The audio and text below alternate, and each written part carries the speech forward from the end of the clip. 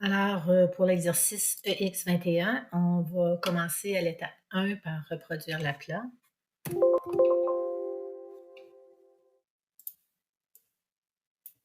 Donc, un zoom sur notre aplat, je vais venir mettre les règles. Donc, pour placer une ligne repère à la médiane, je dois le faire à partir des règles. Donc, pour faire apparaître les règles, CTRL-R.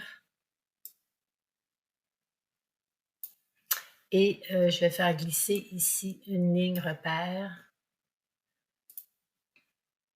Je vais déverrouiller mon calque. Je vais faire glisser une ligne repère ici jusqu'à la médiane, donc vis-à-vis la couture médiane du dos. Je reverrouille ici le repère, puis j'ajoute un nouveau calque pour dessiner mon aplat.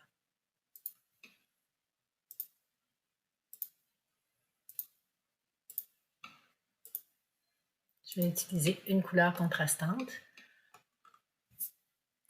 Donc, avec l'outil plume, je démarre à partir de la médiane, toujours avec la touche majuscule enfoncée pour faire un levier qui est bien à l'horizontale.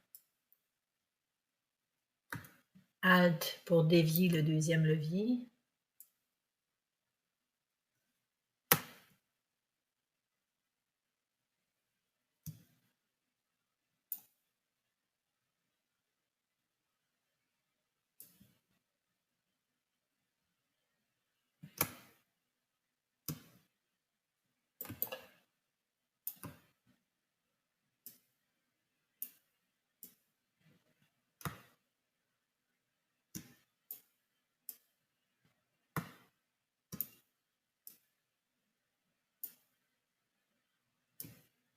Et je termine avec Alt enfoncé pour être sûr d'avoir ici une courbe qui est parfaitement plate.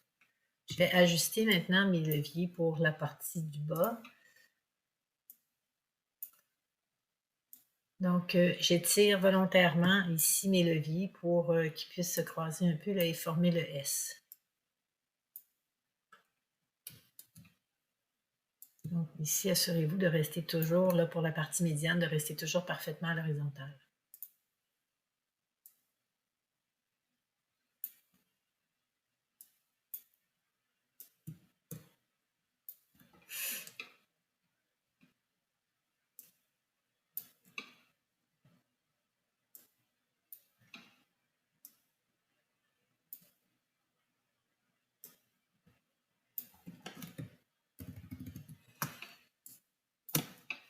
Maintenant, je vais dessiner le dos. Donc, toujours ici, la courbe avec la touche majuscule enfoncée. Je m'assure d'être vraiment ici sur mon point d'ancrage. Et je viens compléter avec une forme là, qui est vraiment beaucoup plus basse que ma couture du devant. Je vais faire les plis.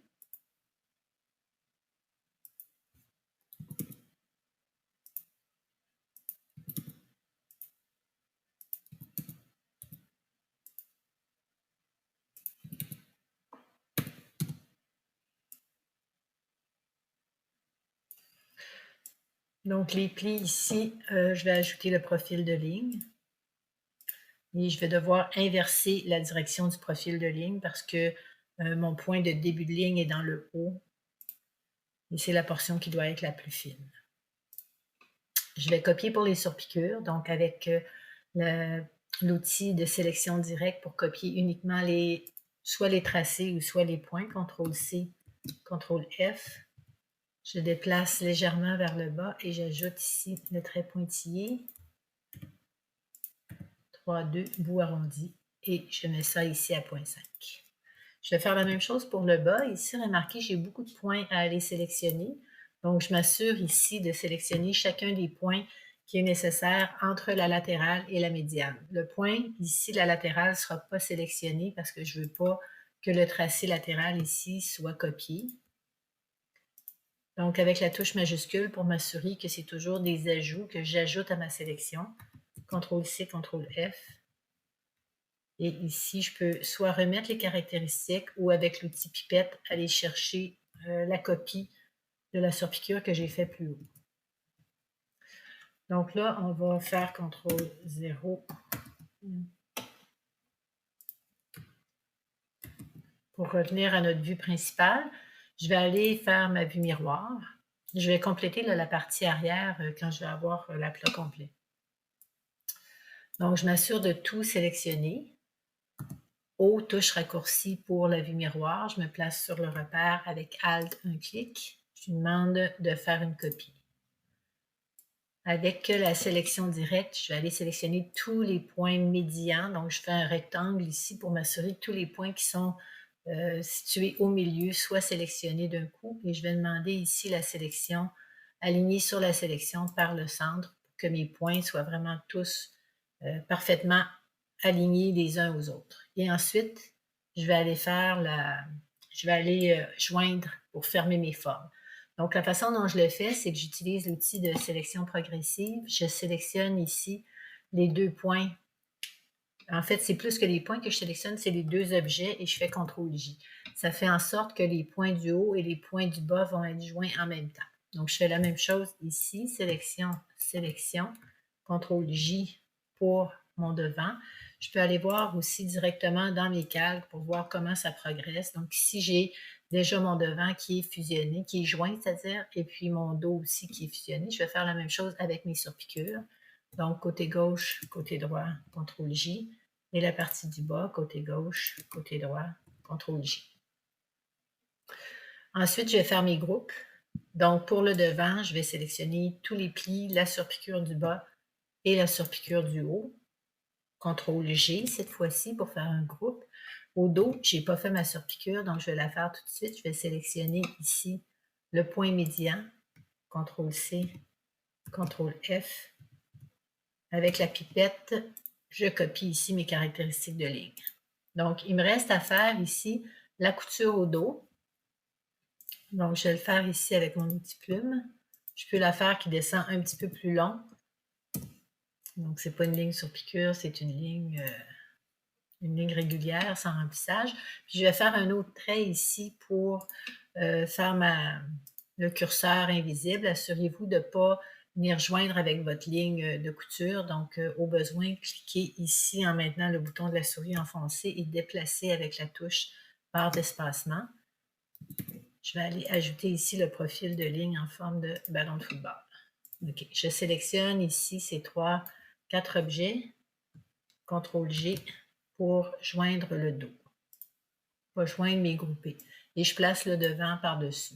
N'oubliez pas, c'est toujours super important de tout grouper. Donc, sélectionner le groupe devant, le groupe dos et faire un autre groupe ici pour avoir votre aplat complet groupé.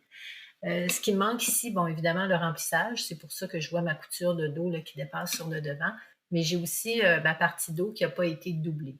Donc, pendant que j'ai tout sélectionné, je vais aller ajouter ici ma caractéristique d'angle de trait. Je vais sélectionner ensuite avec la flèche blanche plus la portion du dos. CTRL-C, CTRL-F. C'est la partie que je vais venir mettre en noir transparent. Donc, remplissage ici. Mon Dieu, je n'ai pas mon noir en haut. Et puis, je vais mettre ici le transparent à 50%. Donc, la partie transparente peut être entre, je ne sais pas, 30 et 50%, disons. Ensuite, je vais faire le remplissage. Donc, sur le devant, je vais venir mettre du blanc.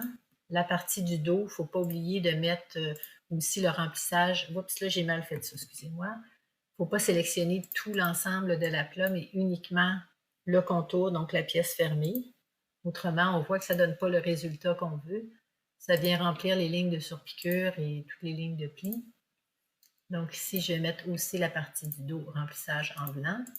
Et là, dans l'ordre de mon groupe, ici, je dois venir mettre la partie de contour vraiment à l'arrière pour ne pas cacher la partie gauche des plis. Donc, ça ici, il faut que ce soit placé en dessous complètement pour me permettre de visualiser vraiment l'ensemble des surpiqûres et des plis. Je sélectionne tout, je vais mettre le contour noir.